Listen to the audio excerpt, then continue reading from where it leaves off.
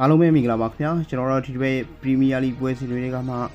ဒီနေ့ညမြန်မာစံတော်ချိန်6နိုင်မှာရှင်ပြိုင်ကစားကြမယ်အေဗာတန်နဲ့လီဗာပူးရဲ့ပွဲစဉ်ကိုသုံးသပ်ပေးတော့မှာဖြစ်ပါတယ်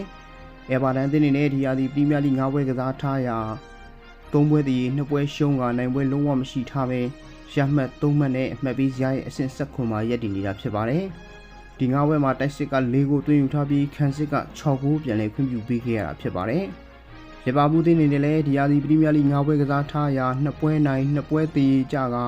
တပွဲရှုံးထားပြီးရမှတ်10မှတ်နဲ့အမှတ်ပေးစရာရဲ့အဆင့်6မှာရပ်တည်နေတာဖြစ်ပါတယ်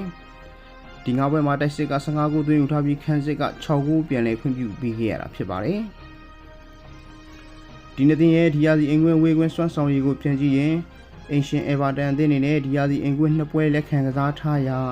တပွဲတည်တပွဲရှုံးကနိုင်ပွဲမရှိထားပဲတိုက်စစ်ကတကူသွင်းယူထားပြီးခန်းစစ်က2ဂိုးပြန်လည်ခွင့်ပြုပေးခဲ့ရတာဖြစ်ပါတယ်။အဲ့ဒီလီဗာပူးတင်းနေနဲ့လည်းဒီရာသီအဝေးကွင်း2ပွဲကစားထားရာတပွဲတည်တပွဲရှုံးကနိုင်ပွဲလုံးဝမရှိထားပဲတိုက်စစ်က3ဂိုးသွင်းယူထားပြီးခန်းစစ်က4ဂိုးပြန်လည်ခွင့်ပြုပေးခဲ့ရတာဖြစ်ပါတယ်။ဒီနေ့တင်ရဲ့ထိပ်တိုက်တွေ့ဆုံမှုနောက်ဆုံး6ချိန်မှာတော့အင်ရှင်အေဗာတန်က1ချိန်နိုင်နဲ့အဲ့ဒီလီဗာပူးက3ချိန်နိုင်က2ချိန်တည်ကျခဲ့တာဖြစ်ပါတယ်။သတိထားရမယ့်ချက်အနေနဲ့အေဗာတန်အနေနဲ့လီဗာပူးကိုလက်ခံကစားခဲ့သည့်အင်္ဂွင်းနောက်ဆုံး3ချိန်မှာတစ်ချိန်သာရှုံးနေပြီး2ချိန်တည်ရောက်အောင်ကစားနိုင်ခဲ့တာဖြစ်ပါတယ်။နောက်ဆုံး6ချိန်မှာ2ချိန်သာဂိုးပေါ်ဝင်ခဲ့တာဖြစ်ပါတယ်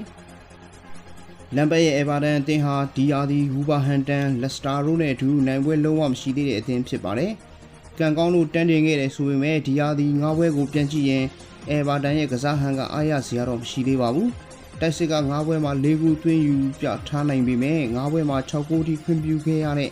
ခန်းစစ်ကဒီနေ့ပွဲမှာလည်းဂိုးခွင့်ပြုရအောင်မှာပါ။ဒေါ့ကူရီတောင်ဆန်မီနာကော်ဖရီနဲ့ကယ်ဘယ်လီဝင်းတို့ဒဏ်ရာပြဿနာကြုံတွေ့နေရခြင်းကလမ်ဘတ်အတွက်အခက်ဖြစ်နေပြီးရွေးချယ်စရာနေပါနေခြင်းကလမ်ဘတ်နဲ့အေဗာတန်အတွက်လမ်းကြောင်းမှန်ပေါ်ပြန်တက်နိုင်ဖို့ခဲရင်နေဦးမှာပါ။လီဗာပူးအနေနဲ့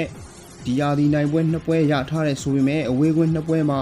တပွဲတည်းတပွဲရှုံးထားပြီးခန်းစစ်ကလည်းတည်ငြိမ်မှုကင်းမဲ့လှတယ်လို့ထင်မြင်မိပါတယ်။နောက်ထပ်သတိထားမိတဲ့အချက်ကဒီယာဒီလီဗာပူးရဲ့ပွဲစဉ်တိုင်းမှာဝက်ဖူးနဲ့ပွဲကလွဲရင်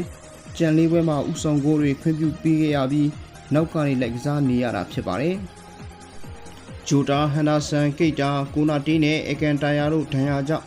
နားနေရတာကြောင့်ကလော့အတွက်လူရွေးချယ်စရာခက်လာတာကလည်းဒီယာဒီအစရက်လက်တွေရင်းရိုင်နေတယ်လို့ထင်မြင်မိပါတယ်။အားနဲ့နေတဲ့ကွင်းလယ်ပိုင်းအတွက်ဒလိုင်းဒေးမှာမှဂျူဗင်တက်ကနေခေါ်ယူထားတဲ့အာသာမဲလိုကိုဒီနေ့ပွဲမှာထုတ်သုံးလာမလားစိတ်ဝင်စားမိပါတယ်။ဆာလက်ဖာမီနိုနဲ့ဒိုင်ရက်တို့ရဲ့တိုက်စစ်ကမန်စီးတီးပြီးရင်အကောင်းဆုံးတိုက်စစ်ဖြစ်ရှိနေစေပါ။ဒီပွဲမှာအနီးကပ်ပြစ်ဒဏ်အတွက်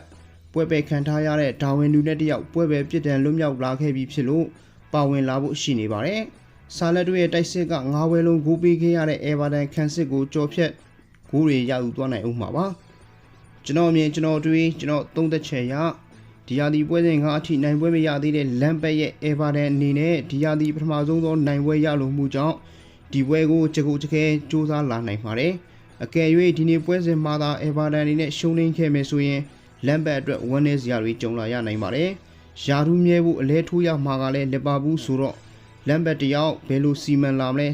စောင့်ကြည့်ရမှာပါ။လီဗာပူးကလည်းဒီယာဒီအဝေးဝင်နိုင်ပွဲမရှိသေးတဲ့အသင်းဖြစ်ပါတယ်။ဒါကြောင့်တိုက်စစ်မှာလူပြန်စုံလာတဲ့လီဗာပူးတို့ဒီယာဒီပထမဆုံးသောအဝေးကွင်းနိုင်ပွဲရယူဖို့ကြိုးစားလာမှာပါ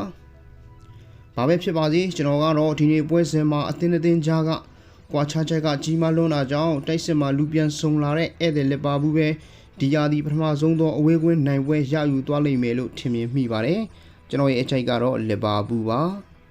ကျွန်တော်အနေနဲ့နောက်ထပ်သောဘောလုံးပွဲစဉ်တွေရဲ့ပွဲကြိုခမှန်းသုံးသက်ချက်တွေကိုဒီပေလေးမှာပဲတင်ပေးသွားမှာဖြစ်တဲ့အတွက်ကြောင့်ကျွန်တော်ရဲ့ပွဲကြိုခမှန်းသုံးသက်ချက်တွေကိုကြိုက်နှစ်သက်တယ်ဆိုရင်တော့ကျွန်တော်ရဲ့ဘောလုံးကဘာပေလေးကို like and follow လုပ်ပြီး share ပေးပါဦးလို့တောင်းဆိုပါရစေခင်ဗျာအားလုံးကိုစိတ်နှပြချမ်းသာချမ်းသာကြပါစေခင်ဗျာ